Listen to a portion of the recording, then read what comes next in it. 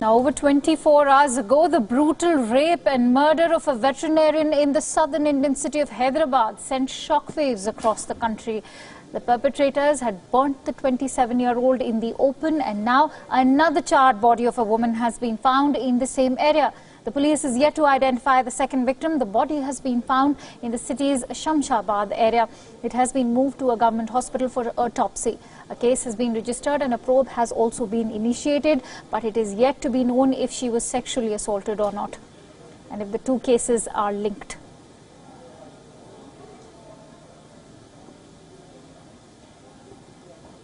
Eyewitnesses యొక్క account ప్రకారము వారు దగ్గరలో ఉన్న టెంపుల్ వరకు వెళ్ళి మళ్ళీ రిటర్న్ వస్తున్న క్రమంలో ఈ అమ్మాయి యొక్క బాడీ బర్న్ అవుతున్నట్టు చూసినట్టు చెప్తున్నారు వాళ్ళు. సో వాళ్ళు చూసింది వెంటనే వాళ్ళు ఆర్పడానికి ప్రయత్నం చేసినారు.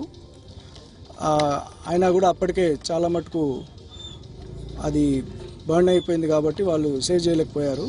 అయితే ఫస్ట్ వాళ్ళు మేల్ బాడీ అనుకున్నారు, బట్ తర్వాత చూస్తే అక్కడ ఫీమేల్ సంబంధించిన క్లాత్స్ గిన ఉన్నాయి. Around 30 to 35 years old lady లాగా కనిపిస్తుంది. అయితే అది సెల్ఫ్ ఇమోలేషనా లేకుంటే ఎవరైనా ఇంటెన్షనల్గా చేశారా అనేది మనం దర్యాప్తు చేస్తున్నాము. Hours before the second body was found, Cyberabad police had arrested 4 persons in connection with the rape and murder case of the veterinary doctor. The 27-year-old doctor was raped and burnt while returning home from work on Wednesday night. A two-wheeler developed a mechanical problem near a toll plaza. The victim seemed to have informed her mother that some unidentified people had taken away her scooter for repair. In the police complaint, her sister said that her sibling called her and she was scared as there was a lorry in the vicinity and some strangers had offered to help her fix her vehicle even though she had refused. 20 minutes later, her sister found that her phone was switched off. This prompted the family to report to the police at around 10 p.m. local time. But here's how the police reacted. Instead of springing to action, the police asked the family to go to another police station under whom the jurisdiction of the area comes. The victim's family has alleged that police wasted precious time.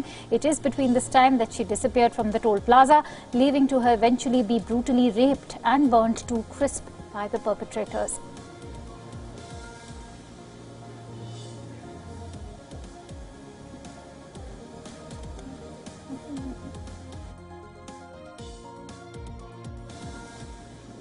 For more details and perspective to what's been happening in India, not just Telangana, because let's not forget there are more rape stories that are being reported today. Let's quickly go across to my correspondent, Nischita Virendra, who's joining me live from Bengaluru at this hour. Nischita, 2 charred bodies have been discovered in the same area when it comes to these rape cases in Hyderabad. What's equally shocking and disturbing is the lackadaisical approach of the law enforcement agencies and the insensitive attitude of the politicians, the Telangana Home Minister in this case. Any progress with the investigations? Let me begin by asking that, because the police is yet to establish or rule out a link between the two murders. Absolutely, but as of now they are looking at the fact that it was in close proximity, both physically and time-wise, that the second body has been found. The woman is believed to be aged between 30 and 35 years, and her body was found just about 1.5 kilometers from where the doctor's body was found on 27th. And we understand that the police are trying to establish as to whether the second case is a case of suicide or if it is indeed a case of rape and murder like that, like the incident of the veterinary doctor. The police have not given out any confirmation as yet, but since they have the 4 suspects in custody whose images have been captured in the CCTV camera at the toll plaza in Gachipoli, in Tondluk gate, as well as in the petrol bunks where they had stopped to buy diesel and petrol to set fire to the remains of the veterinary doctor who they had also raped a few hours back. So the police are trying to use their identity, trying to interview the employees of these petrol pump stations. We are being told that they will be crucial witnesses in this particular case. Also, in just a matter of a few hours, the moment there was media spotlight on this shocking case, and there was nationwide outrage. You have the police form an entire database of witnesses and CCTV footage and camera footage across the 30-kilometer drive that the 4 accused are believed to have taken all the way to Shamshabad, where they set the body on fire. But it's not just two incidents that have been reported in Hyderabad. There is another case coming in from Ranchi, where a girl has accused close to 15 men of gang raping her. So it once again highlights that after the whole Nirbhaya incident, where laws were changed and people had taken to the streets, safety for women still remains one of the biggest concerns of India. Right, very rightly said that safety for women still remains the biggest concerns, with other rape cases being reported, not just Ranchi in Jharkhand, Tamil Nadu, Kerala. The spotlight is back on the safety of women in India, with a woman being raped every 15 minutes. And 90% of cases, don't forget, are going unreported. It also brings us back to a very basic yet relevant question, Nishchita. Can India stop rape and murder of its women?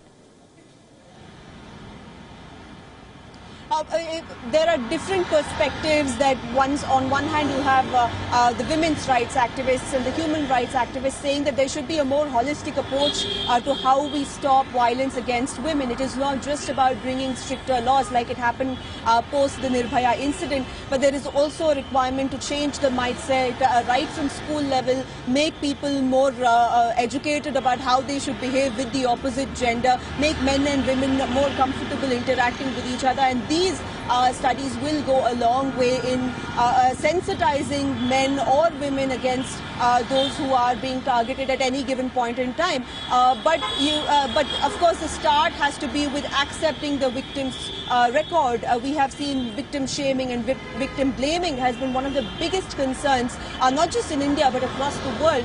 The Home Minister of Telangana, the man who is in charge of law and order in the state where Hyderabad comes under, has gone on to say that it is unfortunate that an educated woman chose to call her sister and not the police 100. She did not dial 100, and probably that could have saved her life. A very insensitive comment being made at that point in time. The girl's sister had said that she got a call from her sister saying that she was scared. They immediately alerted the police, and the moment her phone went out of reach, they alerted the police. The police were busy asking them questions as to whether she has a boyfriend and whether she has managed to elope. They had to move from one station to the other because there is always the issue of jurisdiction. And finally a search was organized at around 11 p.m. It went till about 5 a.m. But as per the CCTV records, by around 10:30, the 4 accused had already taken her body outside the Tondupalli toll gate area and had moved towards Shamshabad to dispose it off. So the delay that was caused because of the law enforcement agency's laxity might have caused could have probably had a role in not avoiding this incident altogether. Clearly, rallying for a death sentence is not the only solution. It is perhaps this lackadaisical approach, as you just pointed out, and of course the mindset that is going to get addressed, and hopefully, let's hope that they are able to nab the killers. We'll come back to you for more on this. Thank you so much, Nishchita, for joining us on this live broadcast.